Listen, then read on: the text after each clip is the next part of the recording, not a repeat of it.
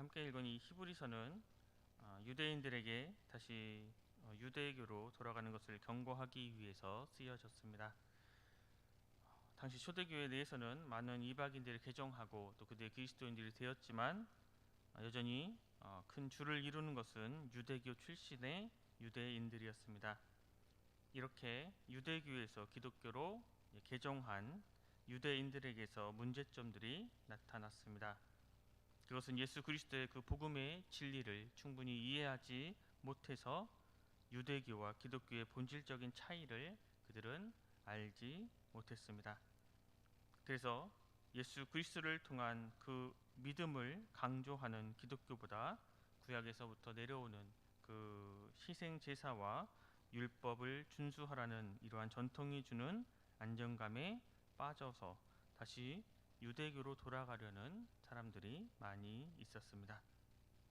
또 유대교인들의 박해, 또 로마로부터 오는 정치적인 박해로 인해서 언제든지 유대교와 로마와 황제를 섬기는 그러한 유혹이 그들에게 다가오고 있었습니다.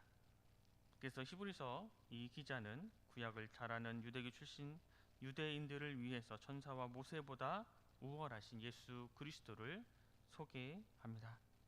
그리고 예수 그리스도를 멜기세덱과 비교하여 멜기세덱보다 더 우월하신 대제사장으로서 예수 그리스도의 사역을 소개하고 있습니다.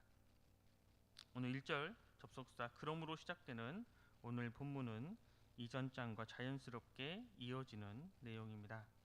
앞선 1장에서는 하나님의 아들이신 예수 그리스도가 천사와는 비교할 수조차 없는 존재임을 설명했습니다. 그리고 그것을 증명했다면 오늘 본문은 이에 따라서 어떻게 살아가야 할지를 권면하는 것으로 시작되고 있습니다. 우리 1절 말씀을 함께 읽겠습니다. 본문 1절 말씀입니다. 그러므로 우리는 들은 것에 더욱 유념함으로 우리가 흘려 떠내려가지 않도록 함이 마땅하니라. 흘려 떠내려가다라는 이 말의 헬라어는 파라레오입니다. 그 의미는 반지가 손가락에서 빠졌다든가 음식을 실수로 흘려 버렸다든가 혹은 어떠한 일을 무의식 중에 말해 버렸다라는 것을 표현하는 것입니다. 여기서 이들이 들었다고 하는 것은 예수 그리스도가 하나님의 아들이시며 유일한 구원자다라는 내용입니다. 이 복음은 그 무엇과도 견딜 수 없는 위대한 능력을 가지고 있습니다. 그럼에도 불구하고 당시에 이 사람들은 이것을 새겨듣지 않았습니다. 잠시 그렇구나 귀담아 들었을지라도 당시에 패권을 거머쥔 로마 제국의 그러한 위험과 탐스러운 세속의 문화 그리고 달콤한 이단 사상 등의 급류는 이미 그들을 들은 것을 넘어서 그들을 집어삼키고 있었습니다. 이 안타깝게 여긴 이 히브리서 기자는 그 메시지를 마음 깊이 간직하고 생각하며 흘려 떠내려가지 않도록 하는 것이 마땅하다라고 선언하고 있습니다. 이어서 이와 같이 선언한 이유에 대해서 설명하고 있습니다. 2절 3절 말씀을 제가 읽겠습니다. 천사들을 통하여 하신 말씀이 견고하게 되어 모든 번제함과 순종하지 아니함이 공정한 보응을 받았거든 우리가 이같이 큰 구원을 등한시 여기면 어찌 그 보응을 피하리요. 이 구원은 처음에 주로 말씀하신 바요 들은 자들이 우리에게 확증한 바니. 천사를 통해 하신 말씀은 모세를 통해서 주신 율법의 말씀입니다. 율법의 말씀을 듣지 않음으로 범죄하고 순종하지 않으면 보응을 받게 됩니다. 율법은 은혜의 법이 아니기 때문입니다. 그래서 행위대로 심판과 보응이 임하는 것입니다. 그런데 예수 그리스도께서 주신 이 복음의 큰 구원을 사람들이 등한시 여겼다는 것입니다. 바로 은혜의 복음이었기 때문입니다. 쉽게 표현하면 예수 그리스도를 믿기만 하면 우리는 구원을 얻을 수 있습니다. 이것이 결코 쉬운 것이 아니지만 그때 당시에 이 사람들은 이것이 너무 쉬워 보여서 가치가 없어 보였다는 것입니다. 그래서 사람들은 이것을 등한시 여겼다 말씀하고 있습니다. 1절 말씀과 연결하면 이것들을 유념치 않았다는 것입니다. 그리고 그 결과는 어찌 그 보응을 피하리요? 라고 말씀하고 있습니다. 때문에 우리는 예수 그리스도의 이러한 복음을 항상 유념하고 이 구원의 은혜를 등한시 여기지 않아야 합니다. 이어서 3절 또 뒷부분과 4절 말씀을 제가 읽겠습니다. 이 구원은 처음에 주로 말씀하신 바요 들은 자들이 우리에게 확증한 바니 하나님도 표적들과 기사들과 여러 가지 능력과 및 자기의 뜻을 따라 성령이 나누어 주신 것으로서 그들과 함께 증언하셨느니라. 구원의 진리는 예수 그리스도의 말씀을 통해 선포되었습니다. 그 구원의 진리를 듣고 성령의 감동으로 깨달은 자들, 즉 사도들을 비롯한 이 진리를 깨달은 사람들은 그 복음을 우리들에게 증거했습니다.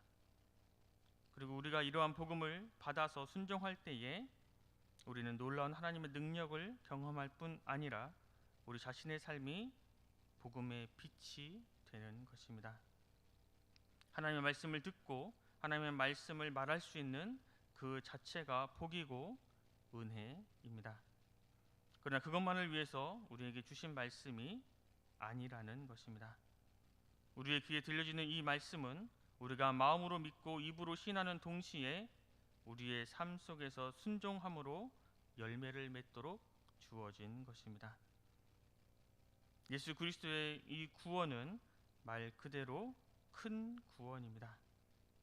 우리는 구원을 위해서 예수 그리스도께서 하신 일을 우리가 생각하면 놀랍기 그지없습니다. 그리고 그 구원을 위해서 우리에게 베풀어 주신 그 놀라운 은혜를 우리가 안다면 우리가 그 주님의 은혜를 등한시하고 유념치 않는다는 것은 있을 수 없는 일임을 오늘 말씀이 보여주고 있습니다. 이 진리를 설명하기 위해서 6절에서 9절 말씀을 통하여 예수 그리스도가 왜 낮아지셨는가, 그 낮아지심에 대해서 말씀하고 있습니다. 6절에서 8절 말씀을 제가 읽겠습니다. 그러나 누구인가가 어디에서 증언하여 이르되 사람이 무엇이기에 주께서 그를 생각하시며 인자가 무엇이기에 주께서 그를 돌보시나이까.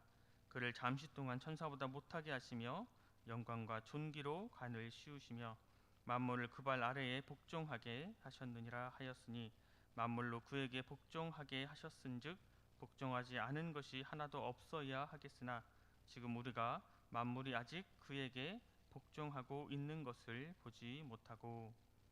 이 말씀은 시편 8편 4절에서 6절까지의 말씀을 인용한 것입니다. 원래 이 구절은 하나님께서 태초에 천지를 창조하실 때에 인간을 존귀한 존재로 창조하셨음을 찬양한 말씀입니다.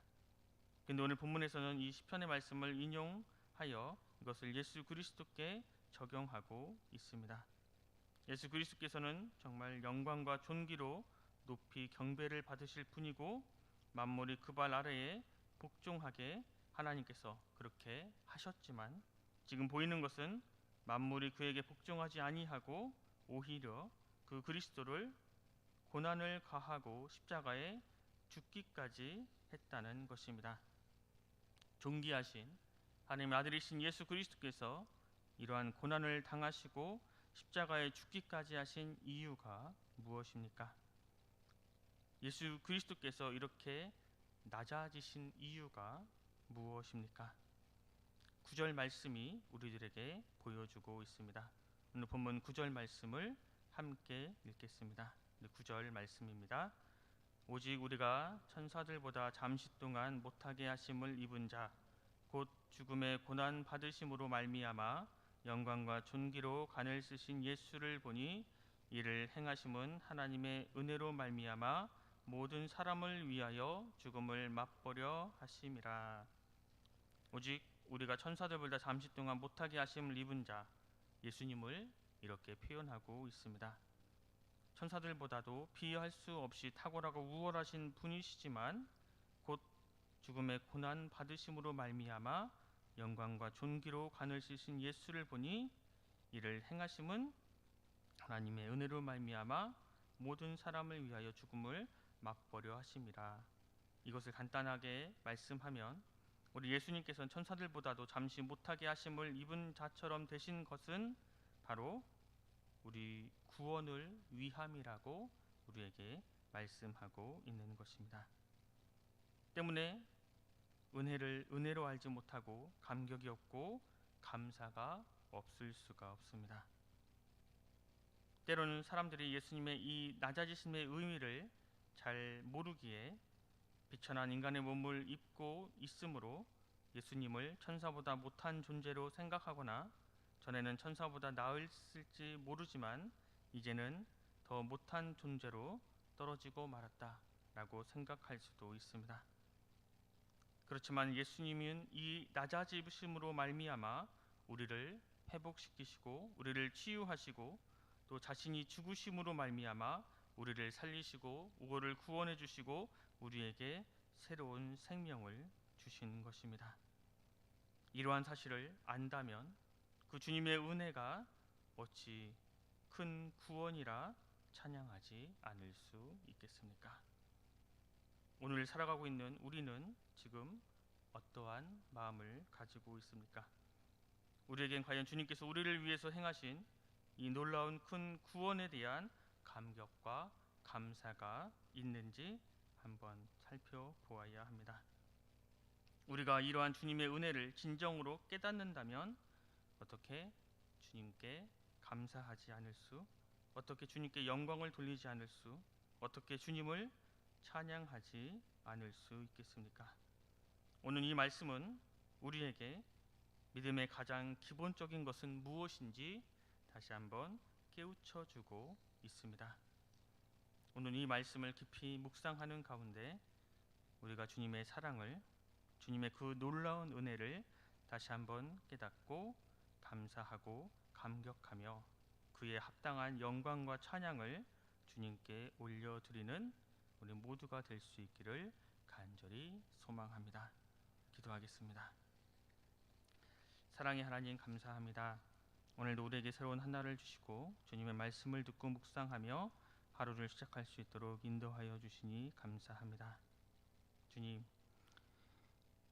주님의 이 말씀을 통해 들은 것을 유념하고 있는지, 또 주님의 그 커다란 복음을, 주님의 그 은혜를 흘려 떠내려 보내고 있지는 않은지 되돌아봅니다. 예수 그리스도께서 우리의 죄를 대신 사해 주시기 위해서 잠시 세상에 오셨고 자신을 낮추사 십자가에 죽으시고 부활하셨음을 다시 한번 기억합니다. 그 모든 것은 다 우리를 구원해 주시고 우리를 죽음에서 생명으로 인도해 주시기 위함임을 다시 한번 기억합니다. 오늘 하루도 우리에게 은혜를 베풀어 주시고 우리를 구원해 주시기 위해서 죽기까지 낮아지신 예수 그리스도만을 바라보며 주님의 그 말씀을 기억하며 주님의 그 말씀만을 따라 살아가는 귀하고 복된 삶이 되게 하여 주시옵소서.